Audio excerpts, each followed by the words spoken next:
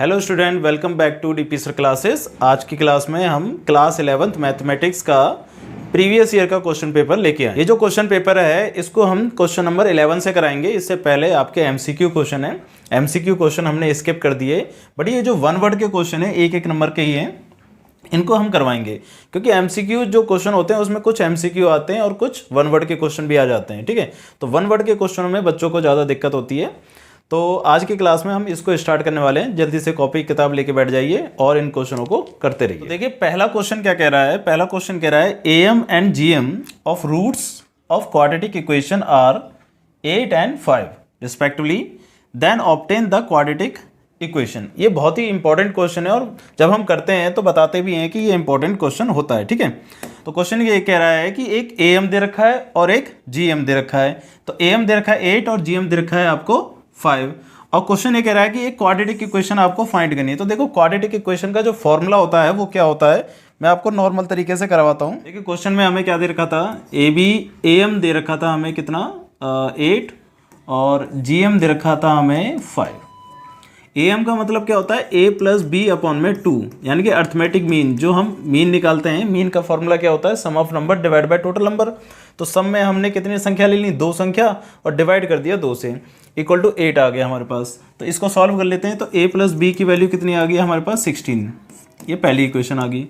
ऐसे ही जीएम का फॉर्मूला जो होता है वो होता है root A B equal to में 5, रूट हटेगा स्क्वायर लगेगा तो ए बी की वैल्यू आ जाएगी आपके पास 25।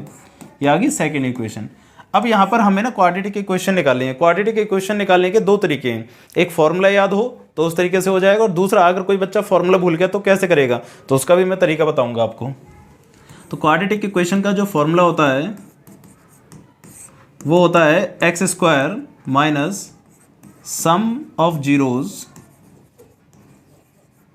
Into x plus product of zeros. ठीक है, इक्वल टू में 0। अब एक्स स्क्वायर तो एक्स स्क्वायर रहेगा, और सम कितना दे दिया हमें 16 इंटू एक्स प्लस प्रोडक्ट कितना दे दिया 25, क्या कि मल्टीप्लाई है यहाँ पर, इक्वल टू 0। तो एक इक्वेशन तो ये आ गई आपके पास। ठीक है, बट अगर क्या हो जब बच्चा ये फॉर्मूला ही भूल जाए, अगर फॉर्मूला भूल गया तो कैसे करेगा। तो फॉर्मूला अगर भूल जाते हो तो उसको करने का देखो सिंपल तरीका है। क्या करो कि ये जो इक्वेशन है a plus B equal to 16, इसमें से a की वैल्यू निकालो तो 16 माइनस बी हो जाएगा। इसे फर्स्ट इक्वेशन मान लो। अब इस इक्वेशन को पुट कर दो सेकंड इक्वेशन में, पुट इन इक्वेशन सेकंड। अब देखो सेकंड इक्वेशन में पुट करके क्या होगा कि सेकंड इक्वेशन है a बी इक्वल टू में 25, और a की वैल्यू क्या हो जाएगी हमारे पास, a की वैल्यू हो जाएगी ये जो ऊपर निकाली है 16 minus B into B equal to 25। अब इसको मल्टीप्लाई कर देंगे तो ये हो जाएगा 16b माइनस का बी स्क्वायर इक्वल टू में 25। अब ये दोनों टर्म्स इधर आ जाएंगी क्योंकि ये बी स्क्वायर की टर्म जो है नेगेटिव में नहीं हो सकती। अब नेगेटिव में है तो उधर जाके प्लस हो जाएगी, तो ये उधर जाएगा तो क्या हो जाएगा प्लस का बी स्क्वायर, और ये उधर जाएगा तो माइनस का 16b, और ये प्लस का 25 तो है ही। ठीक है ना। अब देखो इक्वेशन सेम आ गई कि नहीं आ गई। ये थी x square minus 16x plus 25, और ये भी है B square minus 16b plus 25 equal to 0। अब यहाँ पर b की जगह आप क्या रख देना, बस x पुट कर देना, और यही हो जाएगा आपका आंसर। तो इस तरीके से भी आप इसको सॉल्व कर सकते हो, है ना। हालांकि ये एक नंबर में तो आपको ये फॉर्मूला याद होना चाहिए भाई, है ना। अगर आपको फॉर्मूला याद होगा तब जाकर आप एक नंबर के क्वेश्चन को टाइम से कर पाओगे। ठीक है, तो चलिए देखते हैं अगला क्वेश्चन क्या है। ये वन वर्ड के क्वेश्चन है भाई। वन वर्ड के क्वेश्चन इसी प्रकार से आएंगे आपको, देखो, है ना। सिंपल सा क्वेश्चन था मगर थोड़ा लेंथी भी था। ठीक है, एक नंबर पाना भी बहुत मुश्किल की बात हो जा रही है। क्वेश्चन नंबर 12 है right equation of directrix of N ellipse, और इलिप्स की इक्वेशन ये दे रखी है। अब देखो यहाँ पर क्वेश्चन ये अलग क्यों है, क्वेश्चन इंपॉर्टेंट क्यों है। क्वेश्चन की इंपॉर्टेंस यहाँ से समझ में आती है कि क्वेश्चन में वैसे तो हम डायरेक्ट्रिक्स जो पढ़ते हैं वो किताब के अनुसार हमने डायरेक्ट्रिक्स सिर्फ पैराबोला की पढ़ी है। ठीक है, अगर किसी ने पढ़ रखी हो डायरेक्ट्रिक्स एलिप्स की तो अच्छी बात है, मगर एनसीईआरटी के अकॉर्डिंग वो उसे बस पैराबोला में दिखा रखा है कि भाई पैराबोला की जो डायरेक्ट्रिक्स होती है वो इस प्रकार से होती है। बट यहाँ पर किस में दे दी आपको, एलिप्स में दे दी। तो एलिप्स की डायरेक्ट्रिक्स आ गई तो उस क्वेश्चन को कैसे करेंगे अब, है ना।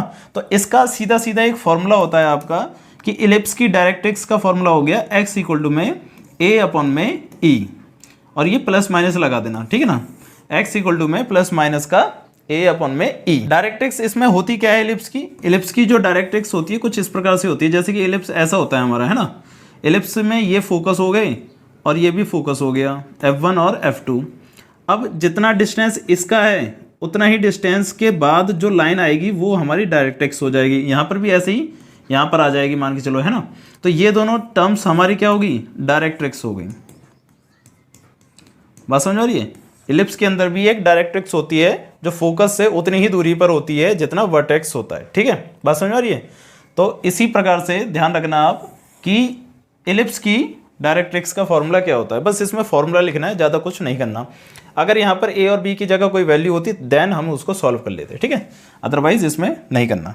अब ई का मतलब क्या है? ई का मतलब आप जानते होंगे, ई का मतलब होता है इसेंट्रिसिटी,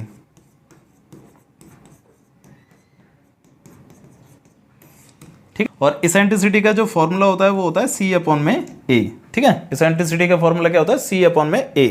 तो ये सारी चीज़ें करके आप इसको सॉल्व कर पाओगे। पहले x की वैल्यू a अपॉन ई लिखोगे, फिर e को निकालने के लिए c अपॉन ए करोगे, ठीक है ना। और वैसे डायरेक्टली अगर देखा जाए तो ये a स्क्वायर अपॉन में c हो जाएगा, है ना। a स्क्वायर अपॉन में c हो जाएगा। आप डायरेक्टली x की वैल्यू उस तरीके से भी फाइंड कर सकते हैं। बट अगर नॉर्मली अगर पूछा जाता है कि इलिप्स के डायरेक्ट्रिक्स का फॉर्मूला क्या है, फॉर्मूले को हम इसी तरीके से शो करते हैं। बस समझ रही?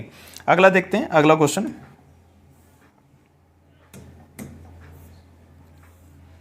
अगला क्वेश्चन है कि a की power x limit x tend to 0 a की पावर x माइनस 1 अपॉन में x इक्वल टू क्या होता है। जैसे कि देखो हम समझते हैं कि भाई साइन x अपॉन में x क्या होता है हमारा 1 होता है ना। टेन x अपॉन में x भी हमारा क्या होता है? 1 होता है। इसी प्रकार से एक फॉर्मूला होता है limit x tend to 0 a x minus 1 upon में x, इसकी वैल्यू होती है आपकी log बेस e a के बराबर, ठीक है। ये आपको ध्यान रखना पड़ेगा। अगला क्वेश्चन है find the derivative of cosec square, sorry cosec x. Cosec x का जो डेरिवेटिव होता है वो क्या होता है? तो कॉसेक एक्स का जो डेरिवेटिव होता है वो होता है माइनस का कॉसेक इंटू कॉट, ठीक है, माइनस का कॉसेक इंटू कॉट। ये वैसे डेरिवेटिव सारे याद करके जाना, इसमें तो कॉसेक का पूछा गया है, साइन का भी याद करके जाना, कॉस का भी, टेन का भी, कॉट का भी, सेक, सबका याद करके जाओगे तो कहीं ना कहीं एक नंबर में ये फंस सकते हैं, ठीक है। अगला देखते हैं, क्वेश्चन है अगला क्वेश्चन है find the mean of first n natural number. n natural number का आपको क्या निकालना है? मीन निकालना है।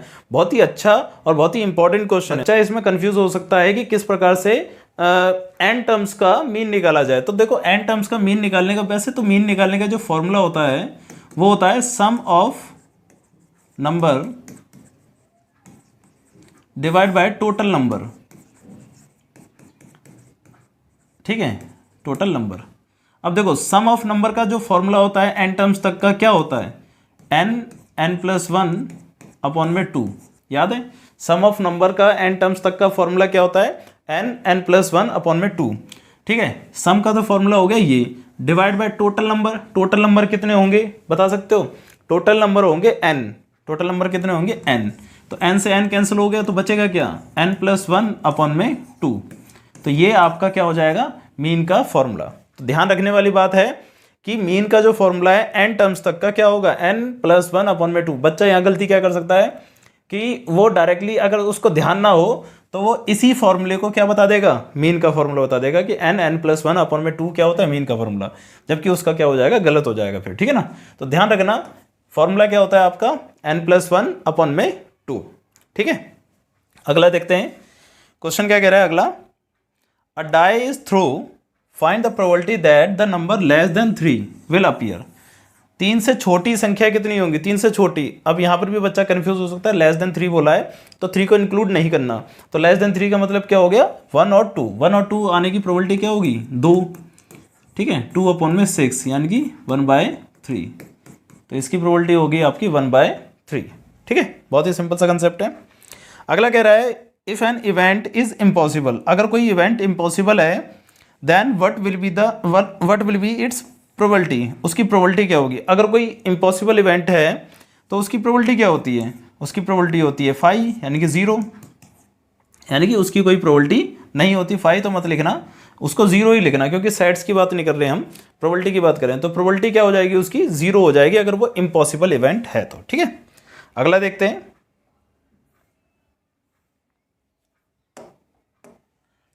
क्वेश्चन कह रहा है पी ए दे रखा है 3/5, पी बी दे रखा है 1/5 एंड फाइंड ए और बी। अच्छा, ए और बी का मतलब जानते हो आप क्या होता है? ए और बी का मतलब होता है ए यूनियन बी। ठीक है, अगर इंटरसेक्ट आ जाए तो क्या होगा? तो इंटरसेक्ट के लिए आपको बोलेगा ए एंड बी। ठीक है, probability of A intersect B के लिए क्या बोलेगा आपको? A and B. तो ध्यान रखना है आपको, अगर और वर्ड आ रहा है तो वो यूनियन है और एंड वर्ड आ रहा है तो वो इंटरसेक्ट है। बात समझ रहे? क्वेश्चन में एंड और का फर्क देखना है आपको। ठीक है ना।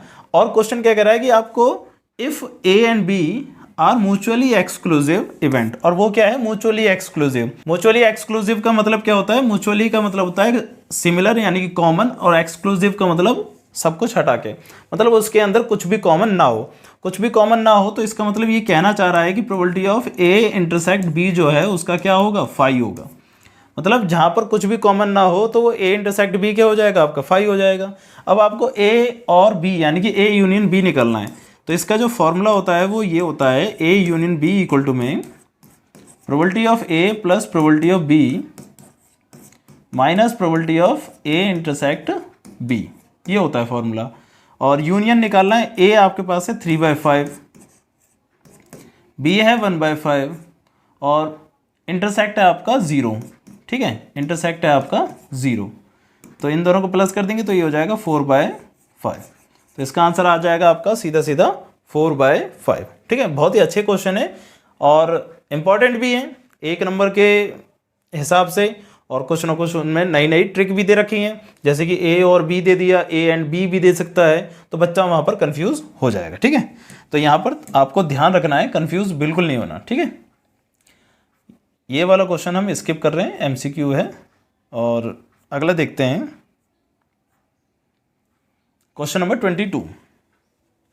चलिए, अब क्वेश्चन नंबर 22 से जितने भी क्वेश्चन हैं वो हम यहाँ पर करते हैं व्हाइट बोर्ड पर।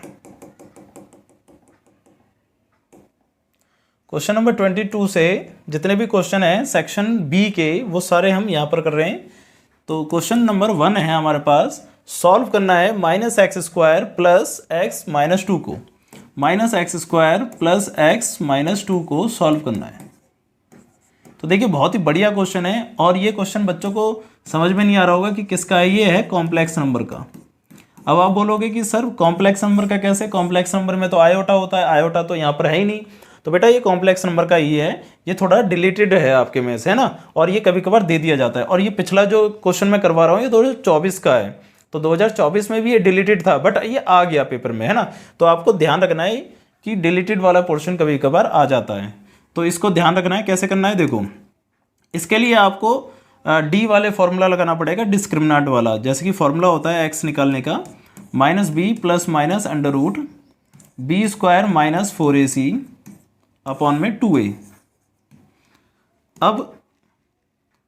अब यहाँ पर b क्या है हमारे पास? b होता है देखो x का कोएफिशिएंट। x का कोएफिशिएंट क्या है पहले लिख लेते हैं, चलो। a क्या है -1, b क्या है 1 और c क्या है आपका -2। ठीक है, ये सारी वैल्यू आ गई। b क्या है 1,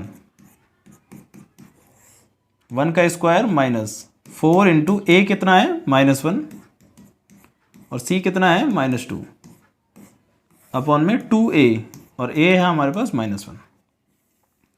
ये हो जाएगा हमारा -1 plus minus under root 1 minus minus plus हो जाएगा और माइनस बचेगा, तो 4 दूनी 8 अपॉन में माइनस का 2, -1 प्लस माइनस, और ये हो जाएगा आपके पास माइनस का 7 अपॉन में -2। अब देखो आयोटा इसलिए है ये कि हमने पढ़ा है कि जो आयोटा की जो वैल्यू है वो रूट -1 होता है। ठीक है, अब इसमें क्या करना होगा आपको, यहाँ पर जो ये रूट -7 आ रखा है, -1 प्लस माइनस, इसको लिख सकते हैं हम रूट -1 मल्टीप्लाई बाय रूट 7, ऐसे लिख सकते हैं। ठीक है ना, और अपॉन में -2, और यहाँ पर जो वैल्यू है रूट -1 की, इसको हम लिख देंगे आयोटा रूट 7 अपॉन में -2। अब ये क्वेश्चन पेपर में आ चुका है 2024 में, जबकि उसमें भी डिलीटेड पोर्शन था ये, फिर भी आ गया। अब आ गया तो करना तो पड़ेगा ही पड़ेगा, है ना। तो आप इस चीज़ को देख के जरूर जाएं, इसमें कोई टेंशन की बात नहीं है, ज़्यादा करने से कोई नुकसान नहीं है। अगला क्वेश्चन देखिए, अगला क्वेश्चन कह रहा है कि सिंप्लीफाई करना है इसको, ये भी कॉम्प्लेक्स नंबर का है, आयोटा नज़र आ रहा होगा आपको। सिंप्लीफाई करना है, बहुत ही सिंपल सा है। सबसे पहले ब्रैकेट के अंदर वाली चीज़ों को ओपन करते हैं, ब्रैकेट खोल देते हैं, तो ये हो जाएगा 1/3 plus iota 7/3 plus 4 plus iota 1/3 minus 4/3 और प्लस का आयोटा, इस तरीके से।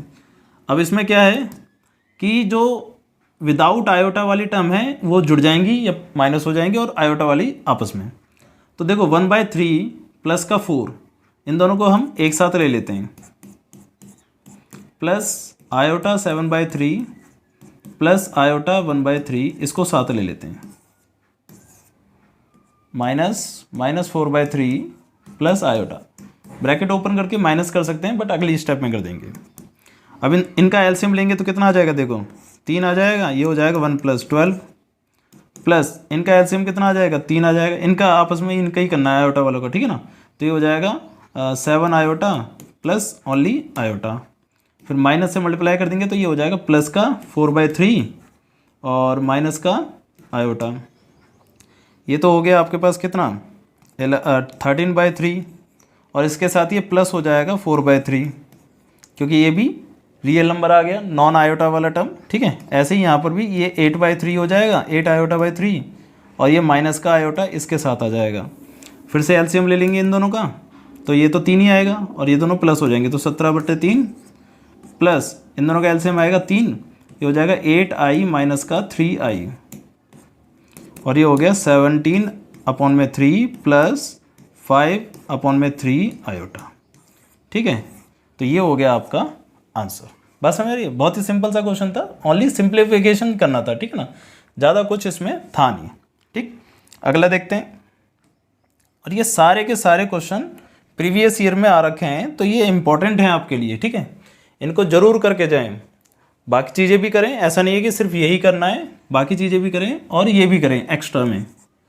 अगला है क्वेश्चन, कह रहा है 5 - 2x/3 और x/6 - 5 लीनियर इनइक्वलिटीज़ का है ये क्वेश्चन, और इसको किस प्रकार से करना है उसको देखना आप।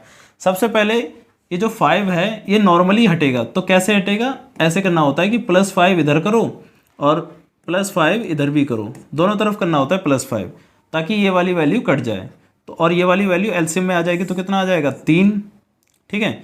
और ये एलसीएम ले लेंगे तो कितना आ जाएगा 15 प्लस का 5 माइनस का 2x और x/6, तो ये हो जाएगा आपका 20 - 2x/3 और x/6, इस तरीके से हो जाएगा। अब क्या करना है कि इस वाले 6 को आप हटा सकते हो, तो 6 से मल्टीप्लाई कर दो और 6 से इधर भी मल्टीप्लाई कर दो, तो ये 6 से ये 6 कट जाएगा और 3 से ये कट जाएगा, 2 बार में ये मल्टीप्लाई हो जाएगा, तो ये हो जाएगा 40 और माइनस का 4x और लेस देन और इक्वल टू x। अब x वाले टर्म को एक साथ लेने के लिए इधर प्लस कर दो 4x से और इधर भी प्लस कर दो 4x से, ऐसे करना होता है, उल्टा करना होता है। जैसे कि माइनस का 4x है, इसको उधर ले जाओगे तो आप प्लस का 4x हो जाएगा, तो आप इधर भी प्लस कर दो और उधर भी प्लस कर दो, इसी तरीके से कराए। देखो ये जो माइनस का 5 था इसे इधर ले जाओगे तो क्या हो जाएगा, प्लस का हो जाएगा, तो मैंने +5 इधर कर दिया और +5 इधर कर दिया, ठीक है, ताकि इधर से कट जाए और इधर शो हो जाए। इसी प्रकार से करना होगा, ऐसा डायरेक्टली नहीं करना होगा कि 5 को इधर ही ले आओ आप, ठीक है ना, वो गलत हो जाएगा आपका। अब ये कैंसिल हो जाएगा आपका, ये हो जाएगा 40 लेस देन और इक्वल टू 5x।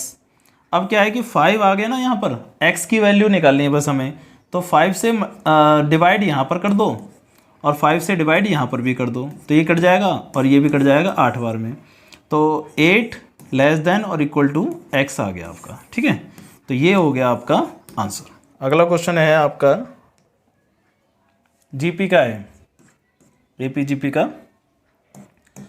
क्वेश्चन कह रहा है how many terms of GP this are needed to give the sum this.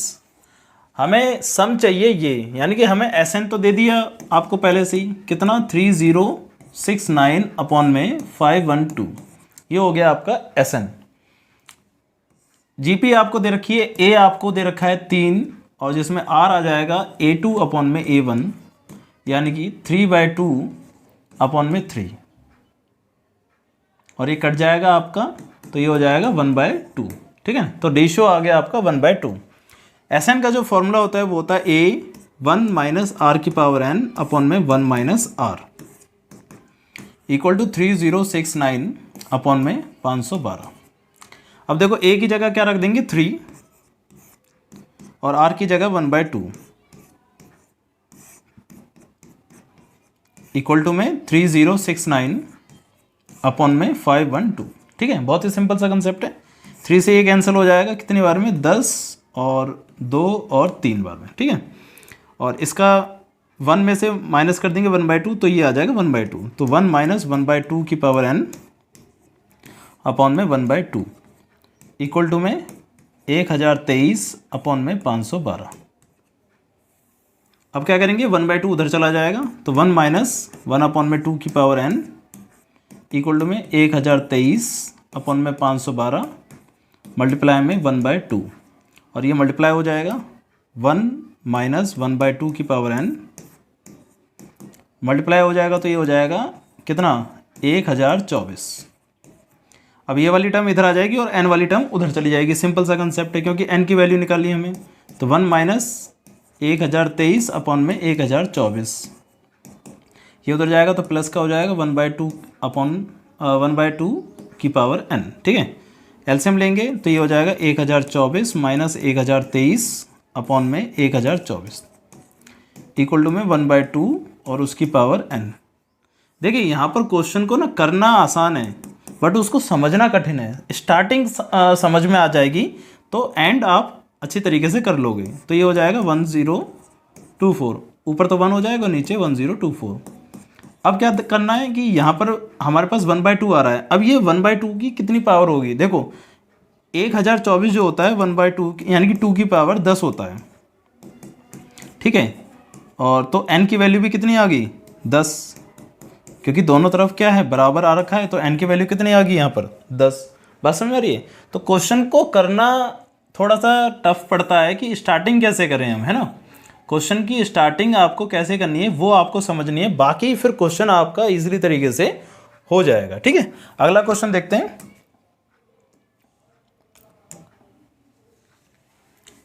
Next question कह रहा है find the equation of parabola. Parabola की इक्वेशन फाइंड करनी है। पैराबोला की 4 इक्वेशन होती हैं। पहले समझना पड़ता है कि वो सिमेट्रिक किसके अलोंग दे रखा है और बोल रहा है कि passing through the origin and passing through the point 2 3।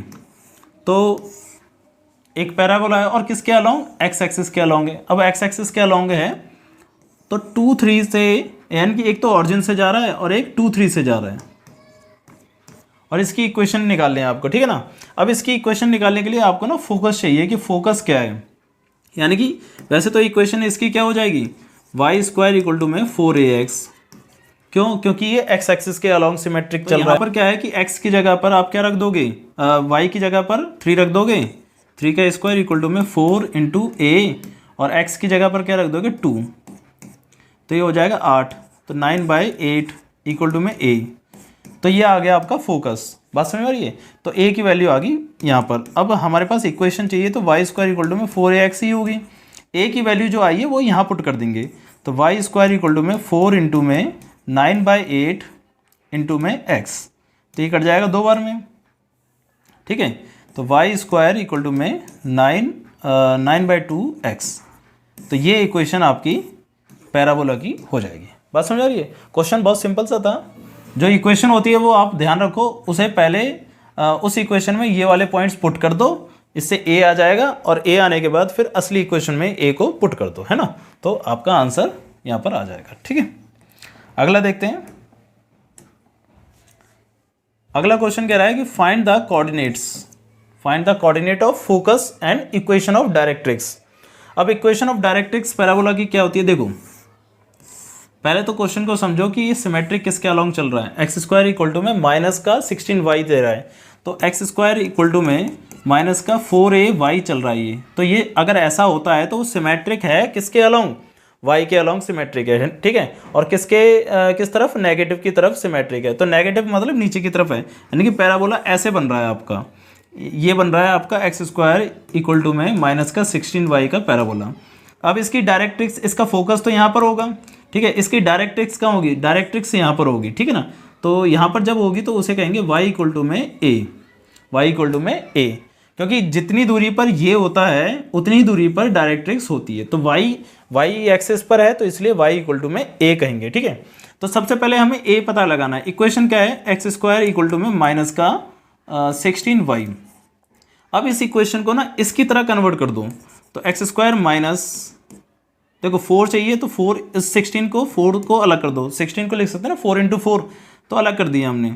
और फिर मल्टीप्लाई में a की जगह क्या आ जाएगा 4, क्योंकि देखो इसको क्या लिख सकते हैं हम, माइनस का 4 इंटू वाई, ऐसे तो लिखेंगे, तो 4 इंटू में y। अब इसको और इसको कंपेयर करते हैं, जिसमें से हमें ये पता चलेगा कि a क्या है हमारे पास। कंपेयर करेंगे हम इन दोनों को, ठीक है। कंपेयर करने से हमें पता चलेगा कि a की वैल्यू क्या है। देखो a की वैल्यू यहाँ पर हमारे पास क्या आ जाएगी, जैसे कि क्वेश्चन के अकॉर्डिंग क्या होता है, माइनस का 4, तो -4 से -4 कट जाएगा, y से y कट जाएगा, तो बचेगा क्या, 4 बचेगा। तो a की वैल्यू क्या आ गई आपके पास, 4 आ गई, ठीक है, बात समझ आ रही है। तो a की वैल्यू 4 आ गई, तो डायरेक्ट्रिक्स की वैल्यू क्या हो जाएगी, इक्वेशन ऑफ डायरेक्ट्रिक्स क्या हो जाएगा, इक्वेशन ऑफ डायरेक्ट्रिक्स हो जाएगी आपके पास y इक्वल टू में a। तो y इक्वल टू में a क्या है 4, और 4 इधर आ जाएगा, तो y माइनस 4 इक्वल टू में 0। तो ये आपकी हो जाएगी इक्वेशन। बात समझ आ रही है, क्वेश्चन समझ में आ गया होगा आपको। जिस तरीके से मैंने समझाया कि एक्स स्क्वायर इक्वल टू में -4ay तो हमारी इक्वेशन होती है, और क्वेश्चन में दे रखा है एक्स स्क्वायर इक्वल टू में माइनस का 16y। कंपेयर करने के लिए दोनों को सेम डिजिट पे लाने की कोशिश करो। तो ये हो गया आपका 4 अलग कर दिया हमने, a को अलग कर दिया और y को अलग, y और 4 तो कट जाएगा, तो बचेगा क्या 4। तो a की जो वैल्यू है 4 आ जाएगी। तो कंपेयर करने से हमें पता चलेगा कि a की वैल्यू 4 है। फिर हमने डायरेक्ट्रिक्स को निकाल दिया y इक्वल टू a करके। बात समझ रही है। तो इस प्रकार से मैंने आज आपको ये जो सेक्शन बी है, ये सेक्शन बी था आपका, सेक्शन बी के क्वेश्चन मैंने आपको सारे करा दिए। अगली क्लास से हम सेक्शन सी स्टार्ट करेंगे। देखो सेक्शन बी तक के हमने क्वेश्चन कर लिए, अगली क्लास में हम सेक्शन सी स्टार्ट करेंगे। अगली वीडियो मैं जल्द ही बनाऊंगा आपके लिए, क्योंकि पेपर आपका 2 या 3 तारीख को ही है ना। तो इसलिए आप इसको पहले सबसे पहले करिए, समझिए, और कोई डाउट हो तो पूछिए जरूर, ठीक है। तो मिलते हैं फिर अगली क्लास में। जब तक आप इन क्वेश्चनों को करिए, और अगर वीडियो अच्छी लगी हो तो लाइक करें और अपने फ्रेंड्स में शेयर भी करें, ठीक है। चलिए मिलते हैं अगली क्लास में।